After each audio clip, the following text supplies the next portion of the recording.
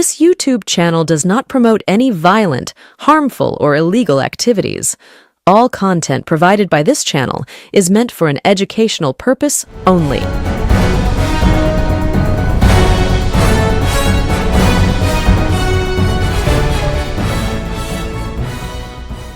নমস্কার, আমি প্রতিবেদক সায়ন্তন চক্রবর্তী। আপনারা দেখছেন বঙ্গচক্র ইউটিউব চ্যানেল। আপনারা যারা ফেসবুক বা টুইটার বা ইনস্টাগ্রাম বা যে কোনো ধরনের সমাজ মাধ্যমে অভ্যস্ত, তারা এতক্ষণে এই মুহূর্তে একটা খবর দেখে ফেলেছেন। সেখানে বারংবার বলা হচ্ছে যে এবার এনসিপিআইতে তৃণমূল কংগ্রেসের আরো 2 সাংসদ যোগ দিতে চলেছে। বাংলার প্রথম সারির সংবাদ মাধ্যমগুলো তো বারবার সেই খবর আপনাদের দেখাচ্ছে। কি দেখাচ্ছে মমতা বন্দ্যোপাধ্যায় আরো একা হচ্ছে, কালীঘাটপন্থী তৃণমূল কংগ্রেসের 2 সাংসদ এবার এনসিপিআইতে যোগ দিতে চলেছে। এই পোস্টের সমর্থনে কি বলা হচ্ছে, কোন সূত্র মারফত তারা খোঁজ পেয়েছে? বলা হচ্ছে কাকলি ঘোষ দস্তিদারের পুত্র বৈদ্যনাথ ঘোষ দস্তিদার নিজের ফেসবুকে পোস্ট করে এই কথা জানাচ্ছেন। এই খবর আপনারা দেখতে পেয়ে গেছেন ইতিমধ্যে। এবার ঘটনা হচ্ছে, হঠাৎ করে কেন এই মুহূর্তে বারবার এই খবর চালানো হচ্ছে? তার অন্যতম প্রধান কারণ, যেদিন এই খবর চালানো হচ্ছে সেদিনই বিজেপির অবস্থা গোটা দেশে করুণ হচ্ছে, বেআব্রু হচ্ছে বিজেপির যে করুণ অবস্থা এই মুহূর্তে দেশে। ইতিমধ্যেই ককরোচ জনতা পার্টির আন্দোলন, রাম মন্দিরে চুরি, বিভিন্ন ধরনের ঘটনাকে কেন্দ্র করে বিজেপি দেশীয় রাজনীতিতে, কেন্দ্রীয় রাজনীতিতে কোণঠাসা। আর তাই সেই সময় যখন বিজেপি পুরো কোণঠাসা, তখন দেশে 3টি রাজ্যে উপনির্বাচন। সেই উপনির্বাচন কোথায় কোথায়? গুজরাটে, মধ্যপ্রদেশে এবং বিহারে। 3টি রাজ্যে বিজেপি ক্ষমতায়। গুজরাটে বিজেপি উপনির্বাচনে জয়লাভ করলো, মধ্যপ্রদেশে জয়ী কংগ্রেস এবং বিহারের বাকিপুর, যেই বাকিপুরে গত 35 বছর ধরে বিজেপি কখনো হারেনি। বিজেপির কেন্দ্রীয় সভাপতি নীতিন নবীন এবং তার পিতা মিলে মোট 7বার সেখান থেকে বিধায়ক নির্বাচিত হয়েছেন। সেই বাকিপুর বিধানসভা কেন্দ্রে বিজেপি প্রশান্ত কিশোরের কাছে রীতিমতো পর্যুদস্ত। যখন এই পর্ব করছি ততক্ষণ পাওয়া খবর পর্যন্ত প্রশান্ত কিশোর 25,000-এর কাছাকাছি ব্যবধানে এগিয়ে। বলাই বাহুল্য, এই কেন্দ্র থেকে প্রশান্ত কিশোর বিজেপিকে হারিয়ে জয়লাভ করে ফেলেছে। আর এই খবর যাতে বেশি করে সাধারণ মানুষ, রাজনীতি সচেতন মানুষ, যারা এই মুহূর্তে বিজেপি বিরোধী অবস্থানে রয়েছেন, যারা চান আগামী দিনে বিজেপি বাংলাতেও পর্যুদস্ত হোক, তাদের কাছে না পৌঁছায় বা এই খবর যাতে ঢেকে যায়, সেই কারণে এই ধরনের তৃণমূল ছেড়ে আরো 2 সাংসদ এনসিপিআই মুখী হচ্ছেন, সেইটা বেশি করে দেখানো হচ্ছে। কিন্তু আসলে কি, সত্যিটা কি?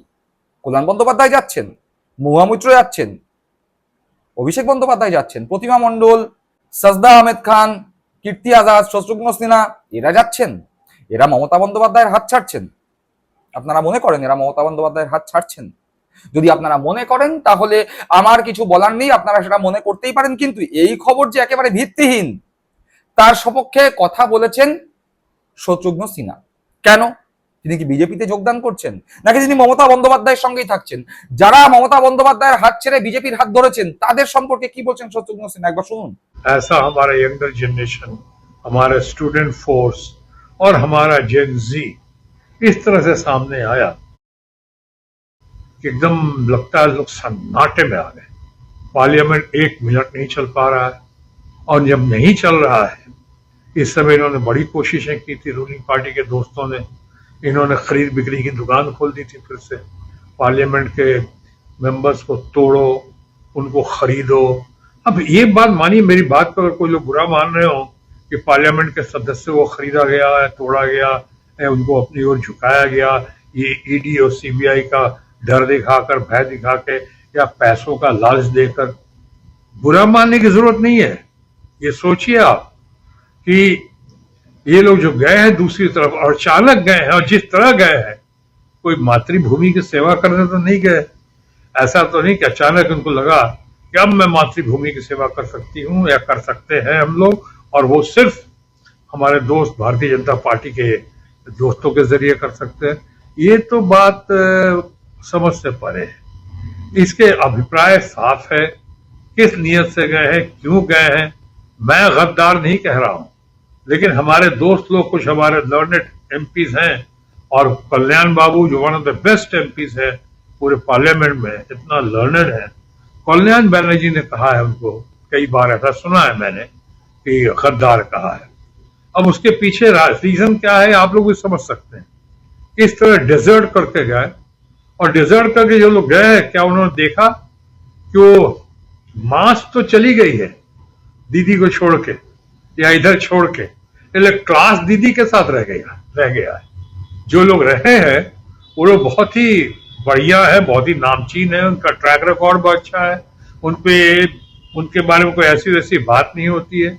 चाहे बहुत लर्नेड शौकतो राय हों, या हमारी अपनी मोइना मित्रा हों, या फिर हमारे कीर्ति आजाद हो, अंतर्राष्ट्रीय खिलाड़ी कीर्ति आजाद, या हमारे कल्याण बैनर्जी हो, ऐसे जो लोग गए हैं, मिसेस मंडल, बहुत सारे लोग हैं ऐसे जो टिके हुए हैं, वो जबरदस्त है।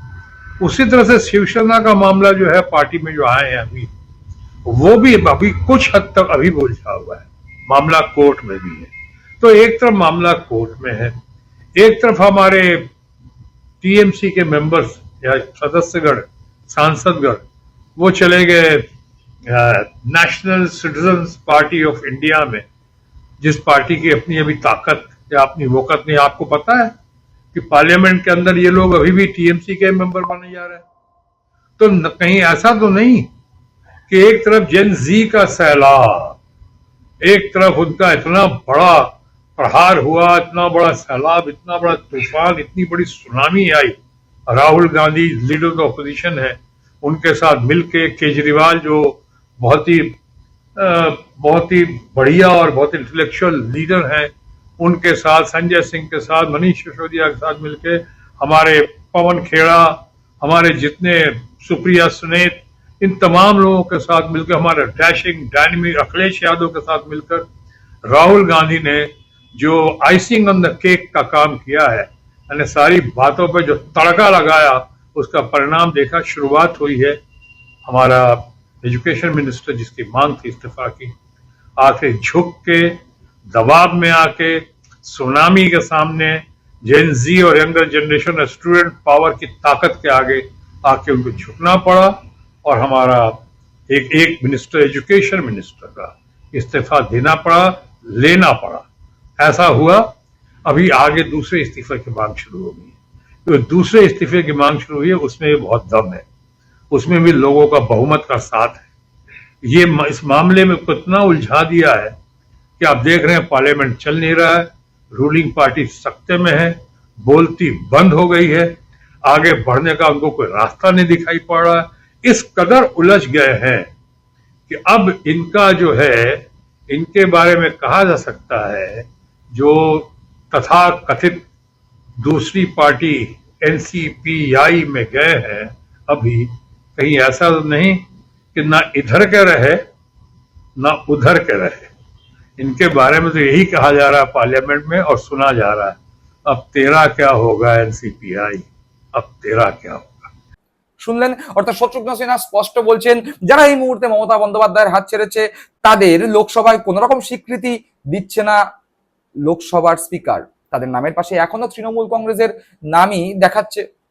তারা না তৃণমূল কংগ্রেসের, না বিজেপির, এনসিপিআই সেটা কি খায় না মাথায় দেয় সেটা রাজ্যের মানুষ জানে না। সুতরাং না ঘরকা, না ঘাটকা, না ইধারকা, না উধারকা, এই ধরনেরই একটা কটাক্ষ ছুড়ে দিলেন শত্রুঘ্ন সিনহা। কিন্তু এই 20 জন সাংসদের বিরুদ্ধে সব থেকে বেশি রণংদেহী কে হয়েছেন? সব থেকে বেশি রণংদেহী হয়েছেন কল্যাণ বন্দ্যোপাধ্যায়। সেই কল্যাণ বন্দ্যোপাধ্যায় এখন বলছেন, বারবার ঠকেছি আমি। তিনি কি বললেন শোনাবো, কিন্তু তার আগে আমরা ইতিমধ্যে দেখতে পেয়েছি তৃণমূল কংগ্রেসের বিভিন্ন স্তরের নেতা নেত্রীরা রাস্তায় বেরোলেই তাদেরকে ঘিরে ধরে বিজেপি সমর্থিত দুষ্কৃতীরা যেরকম তাদের উপর অত্যাচার করছে, পাশাপাশি বিজেপির সদস্য সমর্থকরা ডিম থেরাপি দিচ্ছে। সে অভিষেক বন্দ্যোপাধ্যায় হোক বা অন্যান্য বিভিন্ন স্তরের নেতা নেত্রীরাই হোক না কেন, বিজেপির ডিমের হাত থেকে তৃণমূল কংগ্রেসের কোনো নেতা নেত্রী ছাড় পেয়েছেন রিসেন্ট অতীতে এরকম দেখা যায়নি। এই ডিম থেরাপিতে ভয় পেয়ে দিলীপ ঘোষ থেকে শুরু করে শ্রমিক ভট্টাচার্য বারংবার বলেছেন, এই ডিম অভিমুখ বদল করতে বেশি সময় দেবে না। আর ঠিক সেই সময়ে মমতা বন্দ্যোপাধ্যায় রাস্তায় নেমেছেন এবং মমতা বন্দ্যোপাধ্যায়কে রাস্তায় পেয়ে ঘিরে ধরেছে সাধারণ মানুষ, এবং সেখান থেকে আওয়াজ উঠেছে। কি আওয়াজ উঠেছে জানেন? আওয়াজ উঠেছে, দিদি তুমি ফিরবে, আবার জয় বাংলা হবে, তোমার ফেরার সময়ের অপেক্ষা। কারা বলছে? বলছে রাস্তার সাধারণ মানুষ। ঘটনাচক্রে এক সিগনালে মমতা বন্দ্যোপাধ্যায়ের গাড়ি আটকেছে এবং সেই গাড়ির কাঁচ নামানো, এবং সেই কাঁচ নামানো কাচের ফাঁক থেকে মমতা বন্দ্যোপাধ্যায়ের সঙ্গে সরাসরি ইন্টারাক্ট করছেন পথ চলতি সাধারণ মানুষ। তারাই মমতা বন্দ্যোপাধ্যায়কে জানান দিচ্ছে সাধারণ মানুষ মমতা বন্দ্যোপাধ্যায়ের সঙ্গে আছে। দেখুন সেই দৃশ্য। আমাদের জন্য অনেক शूटिंग करके जीता ये लोग और कुछ नहीं। हाँ, ये लोग सब चोरी करके जीता है, हाँ, क्या करेंगे? चोरी करके लेकिन जीता है। हम लोग के लिए बहुत हम किया। लोग का शांति सब वाला आदमी के लिए स्थिति को बहुत खराब किया। कर दिया। सबर करो, सबर का फल मीठा होगा। देखो तो ऊपर वाली हम लोग को আবার ফিরবো আবার ফিরবো আবার ফিরবো জয় বাংলা। আবার ফিরবো আমরাই আবার ফিরবো আমরাই দিদি আবার ফিরবো আমরাই আবার জয় বাংলা হবে। शूटिंग करके जीता ये लोग और कुछ नहीं। हाँ, ये लोग सब चोरी करके जीता है, हाँ, क्या करेंगे? चोरी लेकिन करके दीदी हम लोग के लिए बहुत हम किया। लोग का शांति सब वाला आदमी के लिए स्थिति को बहुत खराब किया। कर दिया। सबर करो, सबर का फल मीठा होगा। देखो तो ऊपर वाली हम लोग को আবার ফিরবো আবার ফিরবো আবার ফিরবো জয় বাংলা। আবার ফিরবো আমরাই আবার ফিরবো আমরাই দিদি আবার ফিরবো আমরাই আবার জয় বাংলা হবে। দেখলেন, অর্থাৎ নেত্রী মমতা বন্দ্যোপাধ্যায় কেন জননেত্রী তারও একবার প্রমাণিত হলো। তিনি এখন না কোনো জনপ্রতিনিধি, মুখ্যমন্ত্রী তো ননই, সাংসদ বিধায়ক নন, রাস্তায় নেমেছেন। রাস্তার মানুষজন মমতা বন্দ্যোপাধ্যায়কে এগিয়ে এসে বলছে চিন্তার কোনো কারণ নেই দিদি, তুমি আবার ফিরবে। আর ঠিক এই রকম পরিস্থিতিতে কল্যাণ বন্দ্যোপাধ্যায় কেন বললেন আমি বারবার ঠকেছি? কি বললেন কল্যাণ বন্দ্যোপাধ্যায় একবার দেখুন।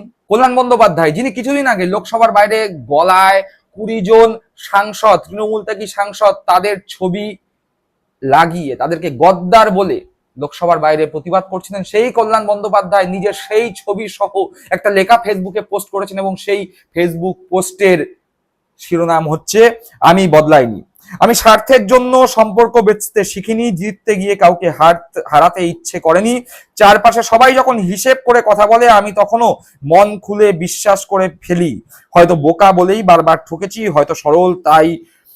হয়তো সরল বলেই অন্ধকার দেখেছি, তবু রাতের শেষে আয়নার সামনে দাঁড়িয়ে নিজেকে ঘৃণা করতে হয়নি, কারণ আমি জানি সম্পর্ক টিকিয়ে রাখতে টাকা নয় চরিত্র লাগে, সেই চরিত্রটা আমি বিক্রি করিনি। অর্থাৎ কল্যাণ বন্দ্যোপাধ্যায় নিজের বক্তব্যে অনড়। তিনি বলেছিলেন যে আমি বেইমানি করতে পারবো না, আমি টাকার কাছে মাথা নিচু করব না। সেই ছবি পোস্ট করে তিনি আরো একবার জানিয়ে দিলেন মেরুদণ্ড সোজা রেখে বিজেপির বিরুদ্ধেই তার লড়াই জারি থাকবে। মমতা বন্দ্যোপাধ্যায়ের সঙ্গেই তিনি আছেন। তার লেখা যে পোস্ট, সেই পোস্টের ছত্রে ছত্রে সেই কথাই প্রকাশ পাচ্ছে। অর্থাৎ এই যখন স্পেকুলেশন তৃণমূল ছেড়ে আরো 2 সাংসদ নাকি এনসিপিআই তে যোগ দিতে পারে, কাকলি ঘোষ দস্তিদারের পুত্র বৈদ্যনাথ ঘোষ দস্তিদার ফেসবুকে পোস্ট করছে, সেই সূত্র ধরে বাংলার প্রথম সারির সংবাদ মাধ্যম লম্ফঝম্প করছে, তখন শত্রুঘ্ন সিনহা এই 20 জন বিদ্রোহী সাংসদকে না ঘরকা না ঘাটকা বলে ব্যঙ্গ করলেন। পাশাপাশি কল্যাণ বন্দ্যোপাধ্যায় নিজের ফেসবুকের পোস্টের মাধ্যমে জানিয়ে দিলেন দৃঢ়ভাবে লড়াই হবে মমতা বন্দ্যোপাধ্যায়ের সঙ্গেই থেকে। আর মহুয়া মৈত্র থেকে শুরু করে প্রতিমা মণ্ডল, সৌগত রায় থেকে শুরু করে অভিষেক বন্দ্যোপাধ্যায়রা লোকসভায় যাচ্ছেন, বিজেপির বিরুদ্ধে আওয়াজ তুলছেন। দর্শক বন্ধুরা কি মনে করছেন আপনারা? অবশ্যই কমেন্ট বক্সে কমেন্ট করে জানাবেন। সকলে ভালো থাকবেন, সুস্থ থাকবেন। জয় হিন্দ, বন্দে মাতরম।